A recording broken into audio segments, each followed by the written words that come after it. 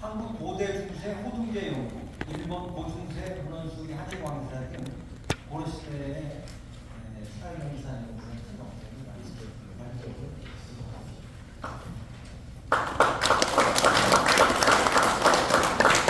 네, 반갑습니다.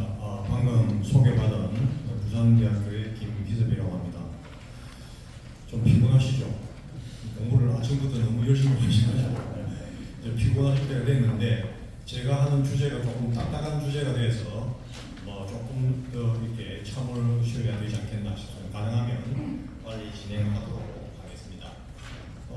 제가 받은 제목은 우리 모건 이세혁 선생의 경제론과 토지론이라는 그런 주제입니다.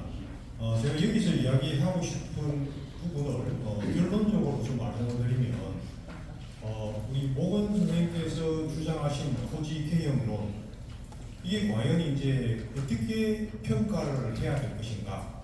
사실은 지금까지의 평가는 어떻게 보면 조준이라든가 정도전 등 역성혁명파 그들의 토지개혁론, 구체적으로 이야기하면 사전혁파론이라고 이야기를 하는 이런 토지개혁론이 어떻게 보면 혁신적인 평가, 혁신적인 개혁이다 이렇게 이야기를 하고 있지만 그것은 굉장히 결론적인 결론 도출이다라고 저는 생각을 하고 있습니다. 다시 말하면 그런 토지개혁론이 궁극적으로 조선왕조가 개창됨으로써 그들의 어떤 토지개혁론이 조선시대로부터 이어졌지만 그 기초, 그 밑바탕에는 이미 그 이전부터 많은 개혁론이 진행되어 왔고 또 그러한 개혁론의 어떻게 보면 결정적인 마지막 개혁론이라고 할 수 있는 모건 선생의 토지개혁론 자체가 상당히 정당한 평가를 받아야 되겠다.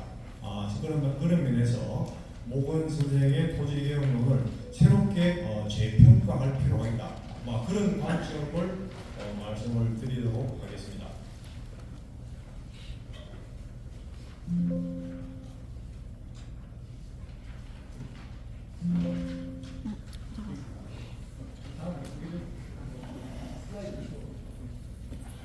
슬라이드 초기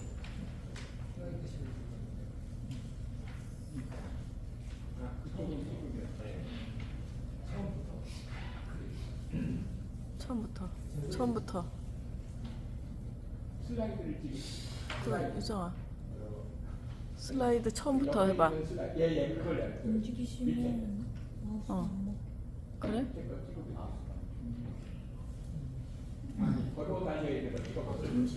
저 거기서 움직이시면 이게 안 돼가지고 잠깐만. 예, 처음부터. 예. 아니 그걸 움직이시면 저기 예쁘게도 나오고 예. 넘어가서 잠시만요. 예.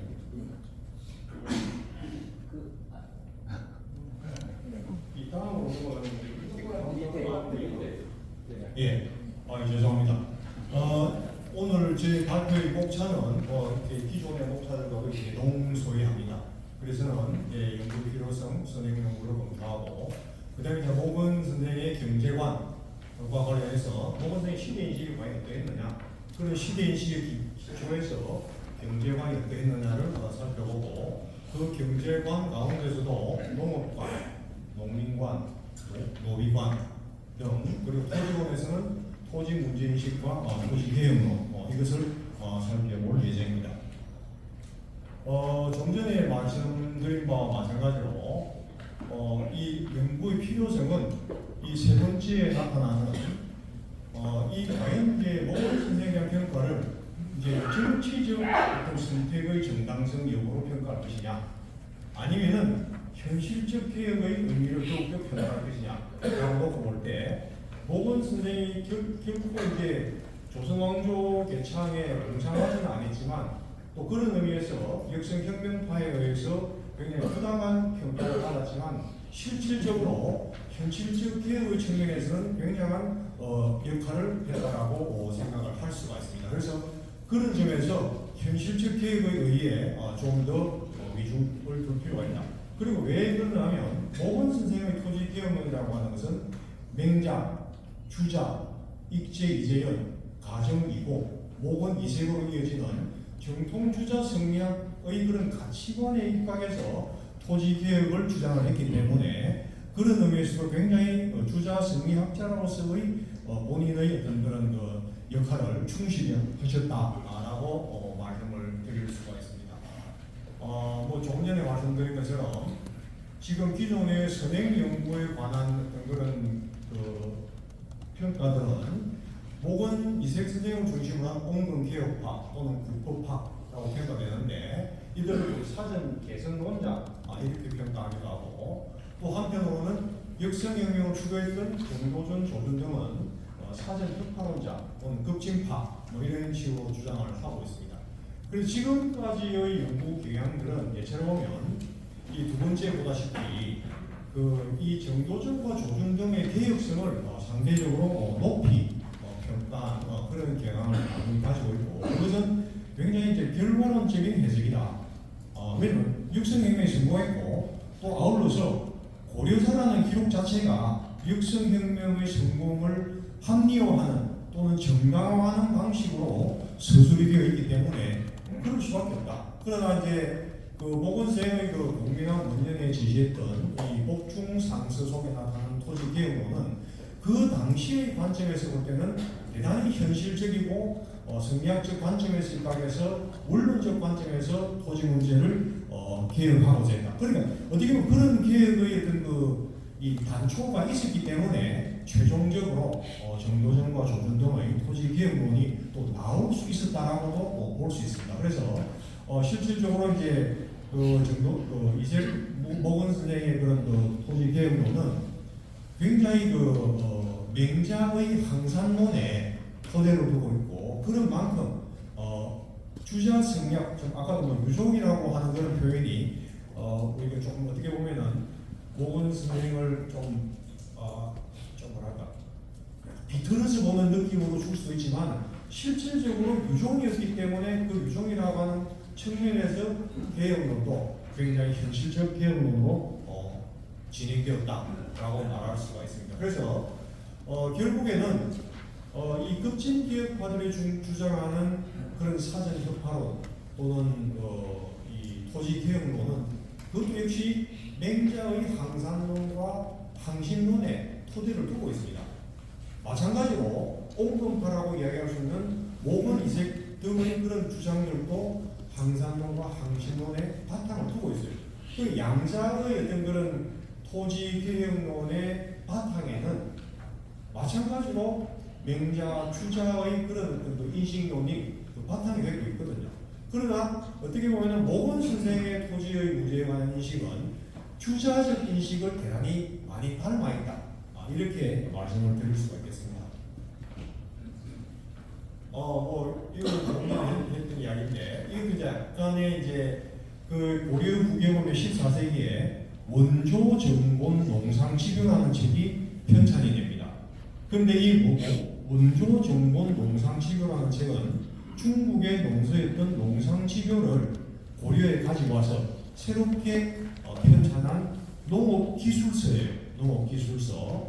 그런데 이 원조 정본 농상치교를 통한 어떤 고려 후기의 생산력적 발전을 도모했던 주도 세력이 과연 누구였냐라고 했을 때는 사실상 모건 이색 선생 계열, 설장수 모건 이색 이런 분들, 모건 이색 계열 쪽에서 농상치교를 통해서 농업기술을 통해서 고려 후기의 생산력을 발전시키고자 했고 그 바탕을 통해서 뭔가 고려 사회에 농민들의 경제적 안정을 추구했다라고 볼 수가 있습니다.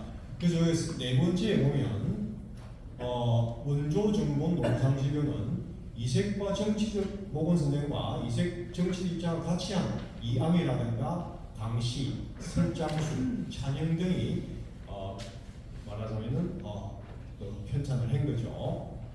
그런 만큼 이런 그 농상치교를 통한 농업기술의 개혁을 통해서 고려 후기 사회의 사회경제적 개혁을 도모한 세력은 모건 선생으로 대표되는 그런 어떤 그 옹금파 쪽에서의 말하자면 입장이 강하게 투영이 되어 있습니다. 또 실질적으로 모건 이색 선생은 모건 집에 이런 농상치교 구서를 직접 쓰고 있습니다. 그래서 제가 쓰면서도 모건 선생은 어떤 이야기를 하는 건 나도 이걸 알았다. 이 책에 책에 관해서 알았지만 그 책을 본인이 편찬하지 못한 것에 대해서 상당히 이제 좀 아쉬워하는 그런 글을 남기고 있습니다. 그러면서 내가 못했지만 이 강씨가 이양 선생이 가져왔던 이 책을 강씨가 편찬을 하게 되는데 강씨의 편찬을 상당히 이제 격려하고 또 고마워하는 또 그러면서도 미안함을 가지고 있는 그런 어떤 그 글을 부서에서 남기고 있다. 그래서 사실은 모건 선생의 농상진료 부서는 원칙적으로 왜 이 책이 필요하냐면 본인의 주자 성리학적 논점이라고 할 수 있는 왕도 정치를 실현시키기 위해서는 농민들의 경제적 안정이 필요하다. 소위 말하자면 농민들이 자급자족적 농민으로서 소위 생활할 수 있는 그 토대를 마련하는 것이 무엇보다도 중요하다. 이렇게 판단했고 그래서 이 원조 정본 농상신료라는 책을 편찬하게 된 그 어떤 목적이랄까요. 거기 바탕에는 그런 어떤 이 왕도 정치의 실현과 밀접한 관련을 가지고 있는 거죠. 왕도 정치는 어떻게 왕도 정치가 되냐? 그것은 농민이 안정되지 않으면 왕도 정치가 실현이 될 수 없는 거죠. 또 그런 농민들이 자급자족적 농민으로서 성장할 수 있는 계기를 마련하는 것은 이런 농업기술서가 보급이 됨으로써 가능하다라고 판단을 했고 그렇게 해서 이제 이 강씨의 그런 농상신료에 대해서 부서를 또 이색 모건 선생에게 부탁을 하게 되고 모건 선생은 그것을 받아들여서 부서를 쓰게 됐죠. 그런데 또 한편으로 또 좀 이렇게 어떻게 보면 모건 선생은 충분히 그런 어떤 이 경제에 대한 어떤 그런 아주 투철하다고 하긴 그렇지만 사대국이기 때문에 나름대로의 농업관을 가지고 있었다라고 보이는데 이 마지막에 보면은 그 당시에 또 이렇게 가뭄이 굉장히 심했어요. 가뭄이 심할 이제 이 가뭄을 어떻게 해소할 것인가? 뭐 요즘에는 뭐 다양한 방식으로 가뭄을 해소할 수 있지만 이 시기 말고 그렇게 안 되니까 이 기우제를 지습니다. 기우제를 지는데 이 벼군이라는 사람이 스님인데 인물의 천심을 돌리는 신수를 발휘해서 비가 내려오게 만들었다라는 그런 또 글이 있습니다. 그런 걸 또 잠시 보면 역시 이제 지금부터 700년 이전에 700년 가까운 과거의 일이기 때문에 어떻게 보면 신술에도 의존하는 약간 어떤 이 비과학적인 그런 어떤 이야기도 하고 있다. 그런 거는 어떻게 보면 좀 다소 의외다 이렇게 생각이 듭니다. 이 뭐 토지 개혁에 관한 연구 동향은 좀 전에 말씀드린 것처럼 이 조준이나 정보전 등은 어쨌든 토지 고려 후기에 이제 굉장히 빈부의 격차가 심화가 되고 또 한편으로 그러면서 소위 아까 세족이라고 나왔던 그런 개념 토지를 집착하고 불법적으로 토지를 집착해서 아주 소위 말하는 부유한층 그리고 농민들은 입추의 여지도 없는 송곳을 세울 땅조차 없는 가난한 농민으로서 이렇게 전락하는 굉장히 그 빈부의 격차가 심화가 되기 때문에 이 사전 소위 말하는 정도전 등의 개혁 논리들은 토지 개혁, 근본적인 토지 개혁을 실시해야 된다라는 그런 입장이었다고 한다면 모건 이색을 비롯한 온건 논자들은 그런 급진적 개혁보다는 고려 왕조의 질서를 유지하면서 그 내부에 있는 제도적 한계를 혁파를 하고 개혁하자고 하는 사전 개선론이라는 방식으로 개혁론을 주장을 하게 되죠. 그런데 그런 과정 속에서 일본 정도전과 조금 등의 사전 혁파론을 어떻게 보면은 결과론적으로 높이 평가하는 그런 학계의 어떤 그런 연구 경향이 있다라는 말씀을 드리고 상대적으로 모건 선생님의 어떤 사전 개선론자는 원칙적으로 고려가 갖고 있었던 부제, 문종 이래의 조종 성법을 지켜야 되겠다. 그것은 고려 왕조를 지켜야 되겠다는 것과 일맥상통하는 거죠. 고려 왕조를 지켜야 된다. 문종의 어떤 그런 미래의 그런 조정성법을 지켜야 되겠다. 그런 점에서 토지를 완전히 어떻게 보면은 편파를 해서 근본적으로 계획하는 것은 어떻게 보면 시기상조다. 그러니까 현실적으로 가능한 방식으로 토지를 계획했다는 그런 의지를 갖고 있었다라고 말씀드릴 수가 있습니다. 조금 전에 말씀드린 겁니다. 그래서 모건 선생의 계획은 우리가 보다시피 공민합류를 중심으로 한 당시의 상황에서 양전이라고 하는 것은 토지를 조사하는 방식입니다. 토지 주인이 누구다, 토지 면적이 얼마다, 또 토지가 어디에 소재하고 있다. 그래서 이제 갑인 양전이라는 것이 만들어지고 갑인 양전을 통해서 갑인 주관이라고 하는 토지 문서가 토지 대장이 만들어져요. 그렇게 해서 그 당시 가장 문제가 뭐냐면 하나의 토지에 일전 다주 현상에 대해서 수조를 할 수 있는 권리를 가지고 있는 사람들이 여러 명, 심지어는 7, 8명, 8, 9명, 농민 한 떼개의 토지에 7, 8, 90명의 수조를 해 나가는 사람이 생기면 농민은 뭘 먹고 살겠습니까? 그야말로 농민들은 먹거리도 없는 그런 아주 가난뱅이로 전락할 수밖에 없는. 그렇게 해서 이제 이 모건 이 선생님들의 계획은 토지 조사를 제대로 해서 제대로 된 토지 대장을 만들고 그 토지 대장을 토대로 해서 수조자가 한 명에게도 일전 일주를 만들어야 된다. 그렇게 되면 농민들도 훨씬 더 더 이제 경제적 혜택을 상대적으로 누릴 수가 있겠죠. 그런 점에서 저희가 생각할 때는 이 모건 선생의 계획은 대단히 현실적인 계획이다.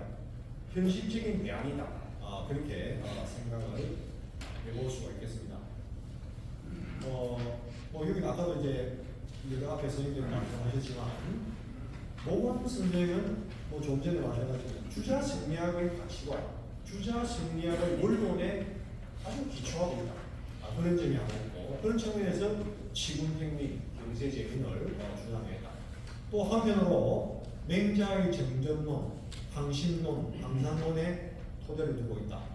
또 하나는 원래 그 모건 선생의 입장은 문종부재, 문종이 이후에 400년의 세월이 흐르면서 그야말로 사회가 굉장히 많이 변했고 또 변한 만큼 토지나 이런 문제에서 많은 폐단들이 생기게 됩니다. 그래서 문종부재로 돌아가자. 또 조정의 선법, 원래 고려가 지켜왔던 그런 어떤 제도로 회귀하자. 이런 논리를 전개합니다. 그것이 이제 네 번째 나오는 맹자의 방산론이고 또 그게 바탕을 두고 있다라고 할 수 있고 또 한편으로는 모건 선생님은 특히 지방관의 역할을 굉장히 강조합니다. 지방관이 제대로 안 했기 때문에 다시 말하면 여러 가지 또 폐단이 생기고 있다. 그래서 목민관이라고 해서 지방관들이 제대로 된 민의 생업 안정에 주력해야 되겠다. 이런 말씀을 하셨습니다. 그리고 또 한편으로는 모건 선생님은 역성혁명론자들의 정치적 목적에 경도되지 않으면서 역성혁명을 위한 논리의 하나로 제시된 전제개혁론의 정치성을 경계했다. 저는 물론 이제 결과론적인 해석이라고 저도 여러 번 말씀을 드렸습니다만 결국에는 조선 고려왕조는 멸망을 하고 조선왕조가 개창이 되고 조선왕조를 개창했던 추도 세력들이 정도전과 조선을 위시한 또 이성계 대표로 되는 그런 세력들이지 않습니까?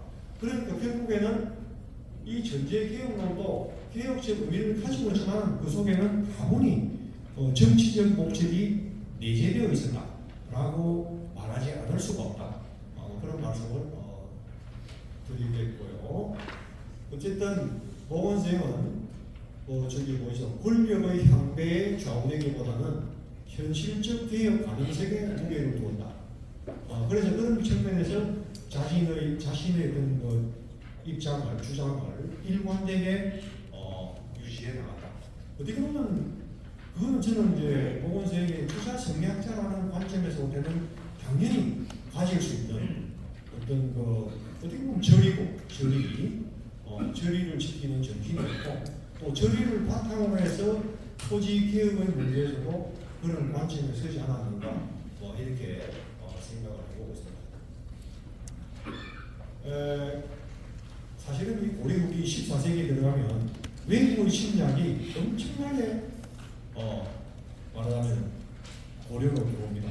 지금 우리 한산 지역도 그야말로 외국과 침략을 해서 특히 금강 하구에는 외국의 배가 500척에 가까운 배가 금강 하구 진포구라고 하는 곳으로 들어오게 됩니다. 아마 한산 모건생의 그 대과도 굉장히 가까운 곳이라고 생각이 되는데 이 500척의 배가 들어왔다고 하는 것은 그게 엄청난 외국들이 들어온 거죠. 그 외국들이 들어와서 잘 아시는 최무선 선생이 그 화약을 발명해서 진포구 전투에서 외국의 500척의 배를 화약을 화포를 발사해서 다 말하자면 선멸을 시키죠. 그런 외국들이 이제 자기가 돌아갈 배가 전부 다 침몰되고 말하자면 불에 탔기 때문에 다시 내륙으로 들어가서 삼남 지방으로 퍼져나가게 됩니다. 그런 그 외국들이 이 말하는 약탈이 굉장히 심화되던 시기인데 나중에 이제 그 이성계가 정치적으로 성장할 수 있었던 가장 큰 이유 중에 하나도 외국 격퇴와 굉장히 관련이 갖고 있죠. 특히 이제 선진과 가부 쪽으로 내려간 외국들을 격퇴시킨 이 인월 지역의 그런 전투는 그야말로 이성계가 정치적으로 부상할 수 있는 큰 어떤 힘이 되었죠. 그러니까 그만큼 외국의 약탈 그리고 또 지배층의 수비다 이런 것들이 이제 이 농민들 직접 생산자들을 굉장히 괴롭히는 그런 시기였다. 그래서 이러한 어떤 고려 후기의 상황을 어떻게 극복할 거냐라고 하는 측면에서 그 세 번째 나왔던 맹자의 정전론에 상당히 이제 관심을 가지게 되고 또 맹자가 주장하는 정전론에 입각한 항산론을 통해서 이 자연론을 육성해야 되겠다라는 생각을 모건생은 가지고 있었다고 생각을 합니다. 그래서 이 중국의 가장 이상적인 시대가 3대 하은주 시대였거든요. 하은주 시대의 토지 제도가 정전론이고 저 정전제에 입각을 해서 농민들이 자기의 토지를 경작을 해서 소위 자급자족적 농민으로서 삶을 살아갈 수 있는 굉장히 아주 평화로운 그런 시대였는데 그런 시대를 이제 말하면 염두에 두고 있었던 거죠. 그러나 그걸 고려해 와서 똑같이 실현하자고 했던 것은 아닙니다. 모건생은 그런 어떤 그 정전론을 토대로 한 그 내용 속에는 고려의 농민들도 자급자족적 농민이 될 수 있어야 되겠다. 다시 말하면 자연농이 되어야 되겠다. 나의 조그만 토지라도 토지를 가지고서 자기 가족의 생계를 유지할 수 있고 국가에 조용조용하는 세금을 바치고 그렇게 해서 안정적인 삶을 살아갈 수 있는 이런 농민을 육성하는 데 굉장한 관심을 가졌고 그 관심의 결과 아까 이야기했던 원조정본 농산치료라는 책을 본인도 편찬하고 싶어 했는데 본인은 하지 못했다는 걸 말씀을 드렸습니다. 또 아울러서 또 이 원조정본 농산치료 후서에 보면 모건생은 마지막에 보면 양장, 축산 이걸 또 굉장히 중요시했어요. 그래서 이제 고려의 그 농민들이 이 제대로 된 고기 섭취를 제대로 못한다. 그러니까 이제 추자가 쓴 그 글에 보면은 나이가 들면 쉽게 나이가 들면 고기를 먹어야 된다. 고기를 먹는데 뭐 돼지나 닭 이런 거를 제대로 키우지 않고 그러니까 농민들의 어떤 그런 영양 섭취가 제대로 안 되니 이걸 장려를 해서 그런 어떤 농민들의 어떤 생활이 안정이 필요하다. 그런 이야기도 하고 있습니다.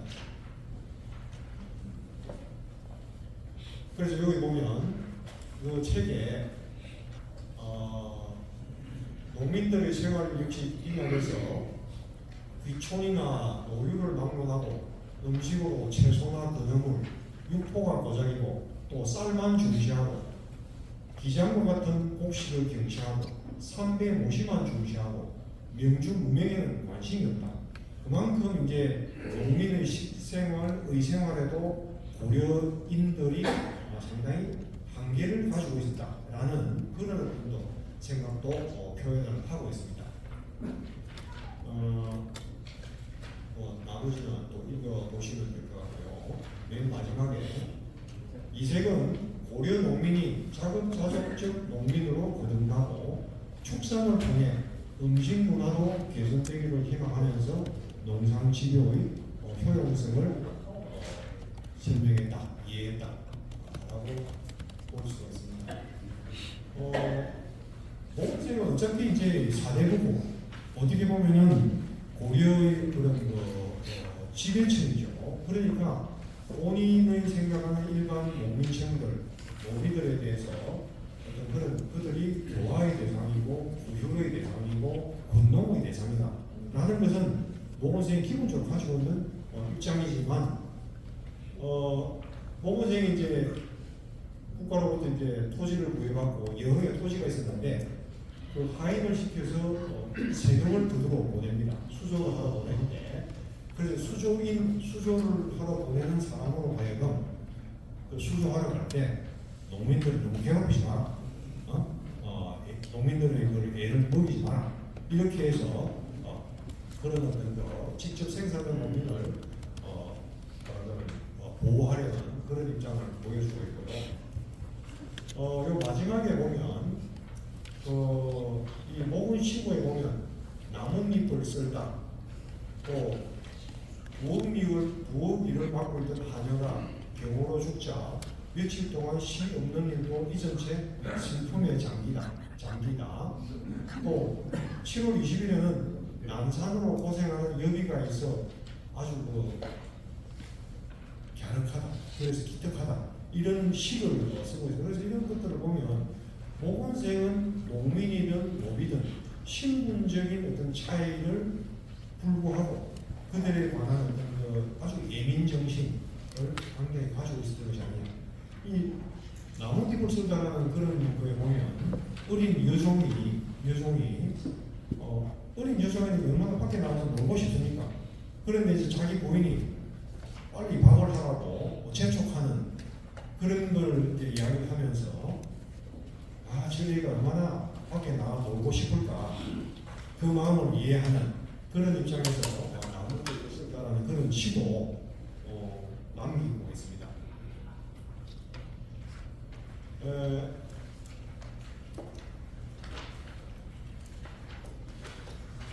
시정하시죠? 빨리 끝내야 되겠습니다. 그래서 생략을 하고 이 네 번째 이 주자는 뭐냐면 주의 남송의 주자 성리학을 집대성한 그 주자 남송의 주의를 말하는데 이 주자 선생님은 그 토지의 문제를 어떻게 해결할 거냐 정전제로 옛날의 상대의 정전제로 돌아가는 것은 불가능하다. 불가능하니까 현실에 맞는 토지 개혁을 해야 된다. 이렇게 주장을 합니다. 그 주장을 하는 게 뭐냐면 이 마지막에는 아까 우리 모건 선생님에서 토지를 정확하게 파악을 하고 그의 입장에서 그의 바탕을 해서 부세의 불균형을 시정해야 되겠다. 그런 입장이었습니다. 그래서 그런 입장에서 이제 주의 선생님은 이야기를 하는데 모건 선생님 같은 입장에서 그런 관점에서 주장을 하고 있다. 그래서 쭉 말씀드린 것처럼 첫 번째 줄에 보면 모건의 인식은 주자의 토지 문제인식 및 해법과 매우 달라니다. 주자의 문제인식에서 가장 중요한 것은 양제들 통한 정확한 토지 파악 그리고 부세 책정 그런 거죠. 이 주자의 해법은 아까 이야기했던 입제 이재현 선생, 가정 미국 선생, 모건 이색 선생으로 개선이 되어서 어떻게 보면 이때 우리가 소위 이제 아까 얘기했던 이 토지 개혁의 입장에서는 공건론적 개혁이라고 이야기할 수 있는 이분들이 주자의 정통적 해법을 쭉 개선하고 있다. 그런 면에서 본다면 조선이라든가 정도전 등의 개혁론은 대단히 급진적이고 혁신적인 그런 얘기라고 이야기할 수 있겠죠. 그래서 마지막에 보면 이런 개혁을 기득권 세력의 입장에서 현실 안주적이나 추구적인 입장으로서 말하는 것이 아니라 정확한 현실 인식에 기초하여 가장 현실적인 대안이자 해법을 제시할 것이다. 그런 점에서 우리 토지 문제를 해결해서 하고 있다. 그래서 결국에는 실패를 했죠. 실패를 했습니다만 왜냐? 역성혁명파들이 정치적으로 성공을 했기 때문에 모건 이색의 토지개혁론은 채택이 되지 못한 거죠. 그러나 이 과정들이 만들어지는 과정에 가보면 어떻게 보면 또 그런 개혁론의 상당히 또 수용되고 있는 측면도 동시에 살필 수가 있습니다.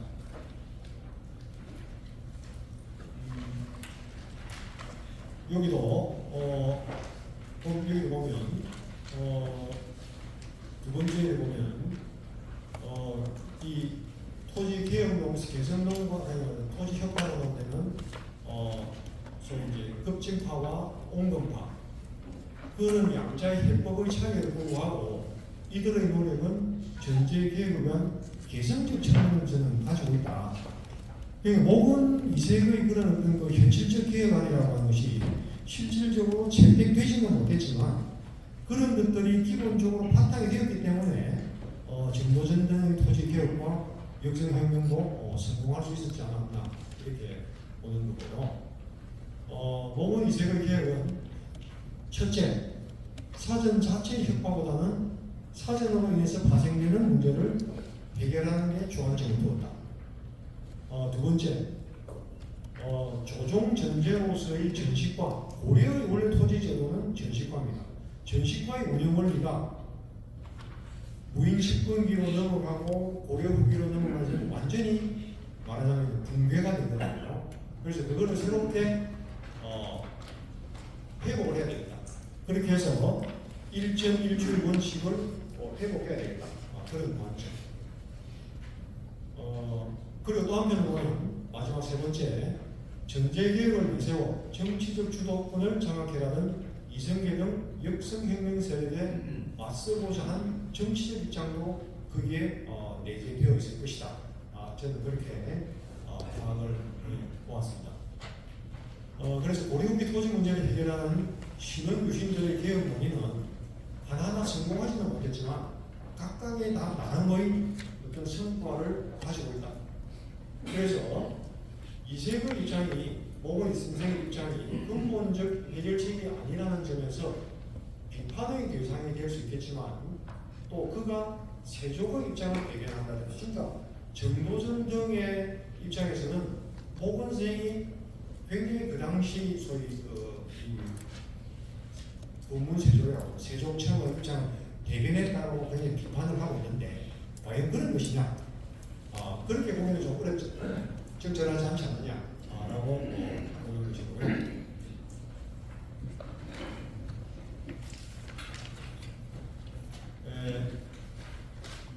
그 세 번째, 이색의 개혁 방안을 세족청을 대변하기 위한 보수적 견해로 폄하하거나 공동 보수의 기득권을 위한 개선 체계에 불과한 것으로 평가하는 것은 개혁의 결과만을 가지고 평가하는 굉장히 단선적인 이유다. 그런 만큼 고려만의 냉엄한 현실 속에서 당대의 문제를 과학도로 해석하고자 했던 모건 등 신흥 유신들의 활동을 어떤 목적에 경도되어 이론적으로 평가할 것이 아니라 좀 다양한 관점에서 재평가가 되어야 되겠다. 결론적으로 말씀드리면 모건 선생의 어떤 그런 토지 개혁론이 과연 무의미하거나 아주 그야말로 기득권 세력을 대변하거나 세족청의 입장을 대변하는 것으로서 평가절하하는 것은 어디까지나 역성혁명에 성공했던 정도전 등의 어떤 그런 역성혁명파들의 어떤 그 비판이었지 내용이 그런 것은 아니다. 그래서 그것에 대한 정당한 평가가 좀 새롭게 이루어져야 되겠다.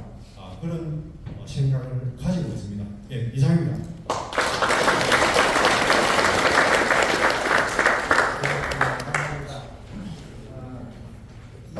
모건 세계 그 경제 토지 문제와 관련돼서 중앙대 연구가 토지 개혁과 조선 건국으로 이어지는 신자 중심의 연구였다는 것이고 국민한테 처한 현실을 고려하는 모건 세계 토지론이 현실적 대안으로 해법이었다. 이런 말씀. 새롭게 이제 제기해 주신 걸로 점심시간 예정된 시간보다 조금 지났습니다.